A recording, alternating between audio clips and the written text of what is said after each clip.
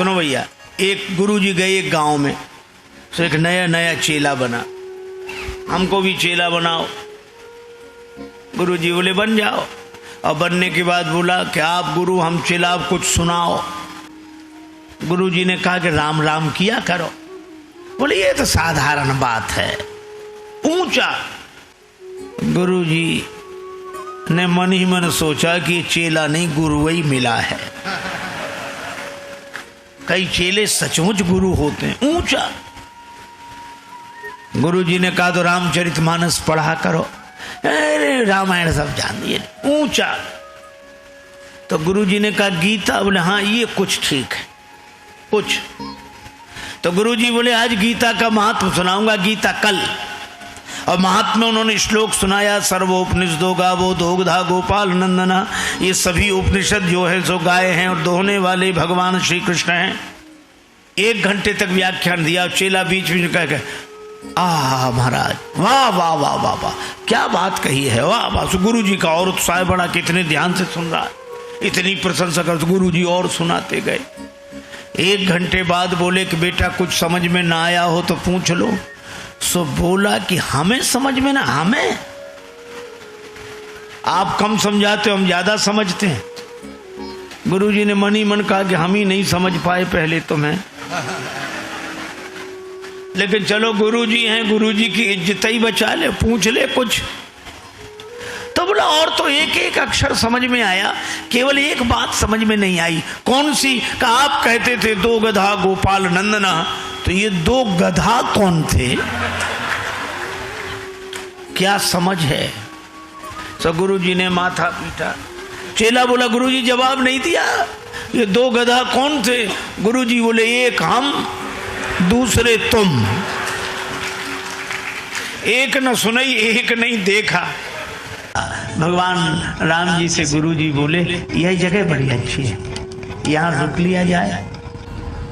राम जी विचार ही नहीं करते हैं, भले ही नाथ कही कृपा निकेता। आपको ठीक लगा वह ठीक है, और उसमें हमें क्या सोचना। और कितना अद्भुत संकेत, समर्पण हो तो ऐसा, गुरुदेव के प्रति समर्पण। गुरुजी ने कह दिया बस ठीक, भले ही नाथ जो आज्ञा आपकी बड़ी है।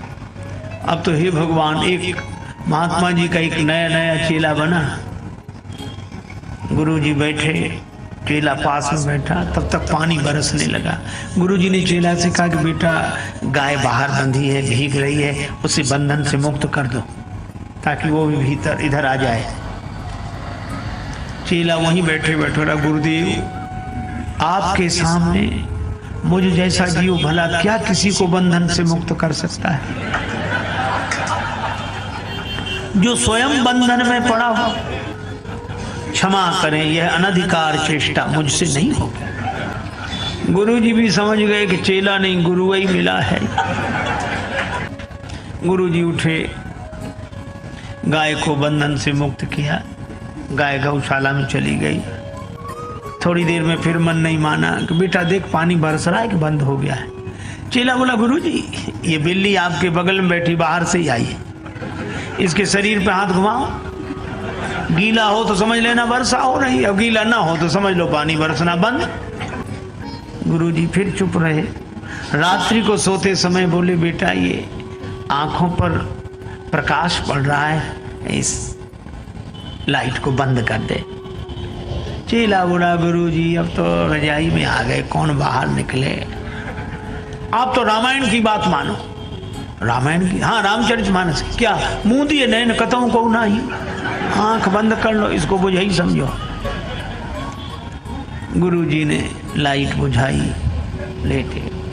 सवेरे स्नान ध्यान करके भगवान, तब तो कोई भगत आया लड्डुओं का प्रसाद लेकर। महाराज भगवान को भोग लगाओ, सबको प्रसाद। महाराज ने भगवान को भोग लगाया, अब प्रसाद बांटने लगे। उसी चेले को बुलाया, बच्चा ले प्रसाद लेगा, बाल भोग चलेगा। तो दौड़ता हुआ आया, गुरुजी मैंने आपकी 3 आज्ञाएं नहीं मानी, चौथी भी नहीं मानूंगा तो घोर पाप लगेगा। लेकिन ऐसे चेलों के लिए कई गुरुजी भी, एक गुरुजी थे तो तख्त पर बैठ गए, पूजा करनी थी। अब इतने में चेले, गुरु जी अरे और तो सब सामग्री आ गई, तुलसी जी लेना भूल गए हम। तो एक चेले से कहा कि तुम तुलसी ले आओ। वह बड़ा चालाक वहीं खड़े खड़े बोला, गुरु जी हम जानते ही नहीं तुलसी जी कैसी होती, आपने बताई नहीं, हम तो ले आते। और दूसरे चेले ने सोचा कि ये तो बच गया, अब हमें जाना पड़ेगा। वो भी बड़ा चालाक था, सो बोला क्यों तुलसी नहीं जानता? अरे तुलसी वही तो होती है, केले जैसे चौड़े चौड़े पत्ते होते हैं जिसके, वही है, जा ले आ। तो गुरुजी बोले तुम भी नहीं जानते? गुरुजी हम तो वही जानते, कहो तो ले आए, अभी ले आए। गुरुजी बोले तुम भी नहीं जानते।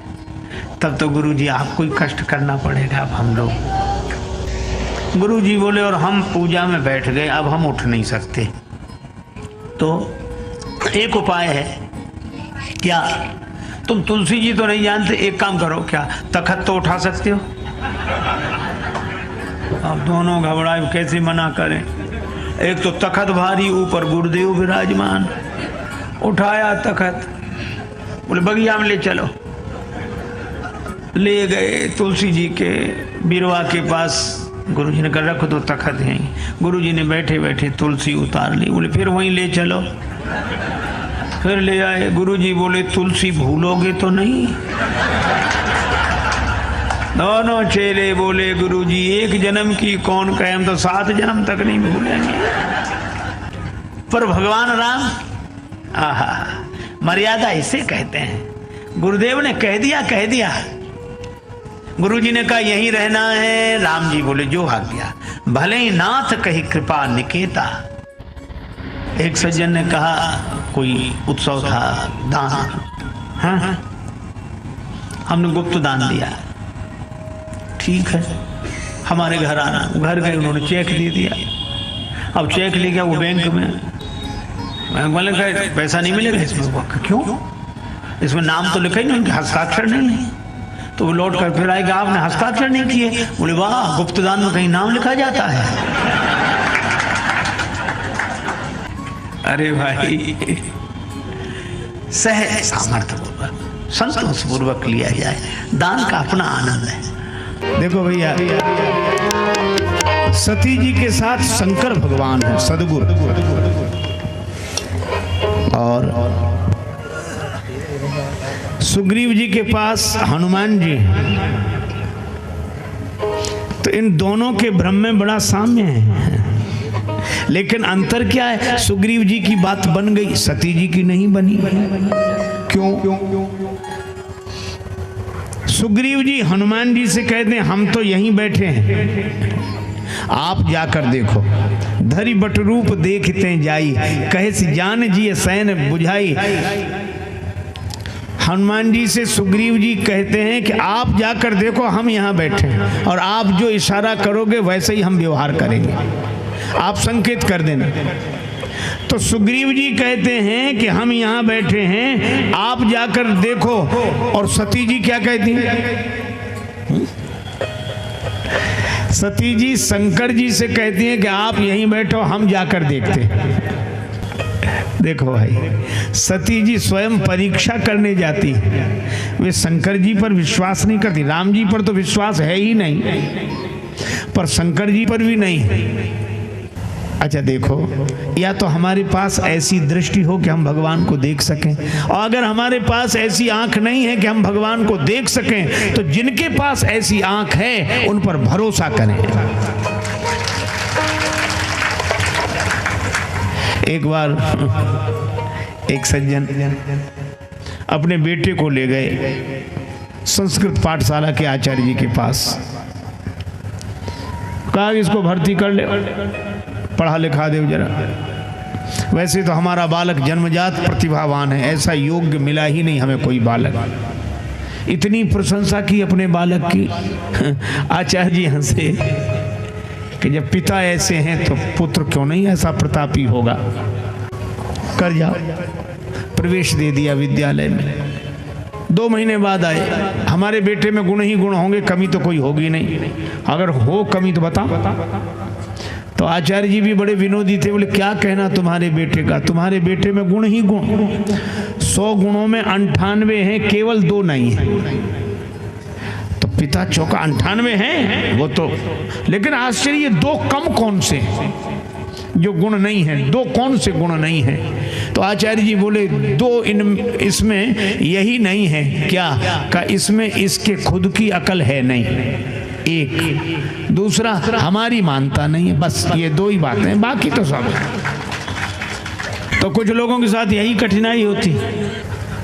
सती जी स्वयं तो भगवान को देख नहीं पा रही हैं और शंकर जी देख पा रहे हैं तो उनकी बात मान नहीं रहे। वे स्वयं गई और सुग्रीव जी स्वयं नहीं गए।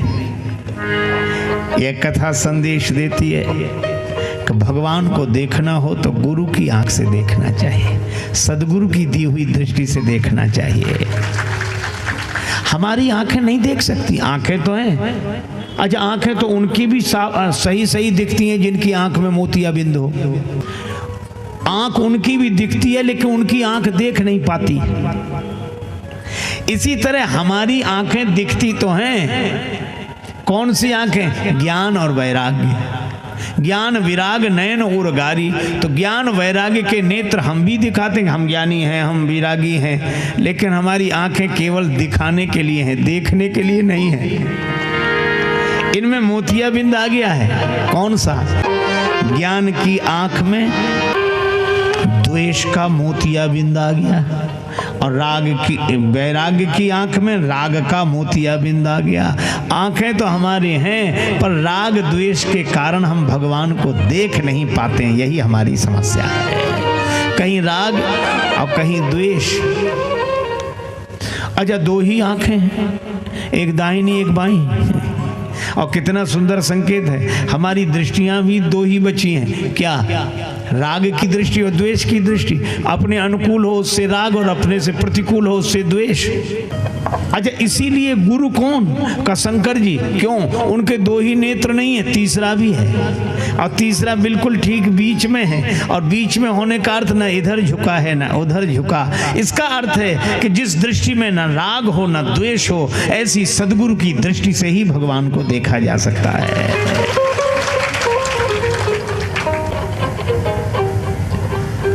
अच्छा, एक बात और है, उन्हीं शंकर जी के अवतार हैं हनुमान जी, और इसीलिए वे सदगुरु हैं। सुग्रीव जी ने यही कहा कि हमारी आंखों से हम भगवान को नहीं देख सकते, आप तो तीसरे नेत्र वाले हैं। एक जगह श्री हनुमान चालीसा का पाठ हो रहा था, उस पाठ में बार बार कहा जाए शंकर सुवन केशरी नंदन।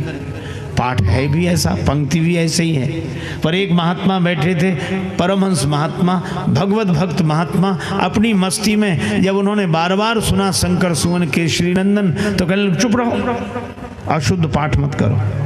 महाराज लिखा ऐसा लिखा होगा, पर मैं जो बोलूँ वह सही है। अच्छा महाराज आप बोलो। का यह मत कहो शंकर सुवन केशरी नंदन, का फिर यह कहो शंकर स्वयं केशरी नंदन।